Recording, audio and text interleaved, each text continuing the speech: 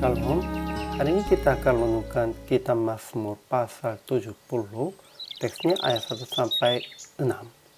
Dan sudah bagi dua paragraf.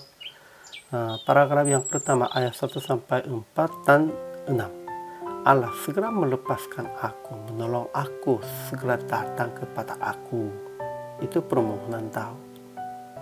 Paragraf yang kedua ayat 5. Biarlah bergirang dan bersukacita karena engkau semua orang yang mencari engkau. Ya, juga dia berkata dan memohonnya kepada Tuhan supaya bergirang dan bersukacita semua orang yang mencari Allahnya. Kesimpulannya, Daud bermazmur pada waktu mempersembahkan korban peringatan. Kiranya setelah menjadi pemenang, namun dia bermazmur bahwa Tuhan melepaskannya dan menolongnya. Sebenarnya musuh-musuhnya dan orang-orang berlawan Daudnya telah mendapat malu dan tersipu-sipu. Namun Daud tetap merendahkan diri sebagai orang miskin dan sengsara dan mengaku bahwa Tuhanlah yang menolongnya dan meluputkannya. Sebab dia ingin bermazmur yang diselamatkan hanya oleh kekuatannya. Ajaran tentang Allah. Pertama, Allah adalah penolong bagi kita, bukan hanya bagi Daud, bagi kita juga ya. Kedua, Allah adalah yang menolong aku dan meluputkan aku. Itu Daud dan kita. Ajaran tentang manusia. Pertama, Daud memohon kepada Allah akan segeralah melepaskannya, menolongnya, akan membiarkan bergirang dan bersukacita karena Allah semua orang yang mencarinya. Dan dia memohon segera datang Allah untuk menolongnya yang sengsara dan miskin. Dalam kondisi apapun, sekalipun sengsaranya begitu kuat, kita harus memohonnya kepada Allah untuk datang dan untuk menolong kita.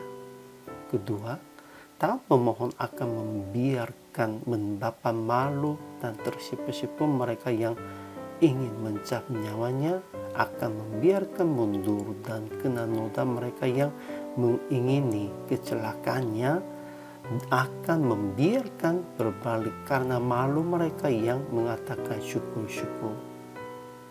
Ketiga, mereka yang mencintai keselamatan daripada Allah selalu berkata Allah itu besar. Ya, semua orang yang melakukan yang jahat dan merekanya akan dapat malu dan tersipu-sipunya.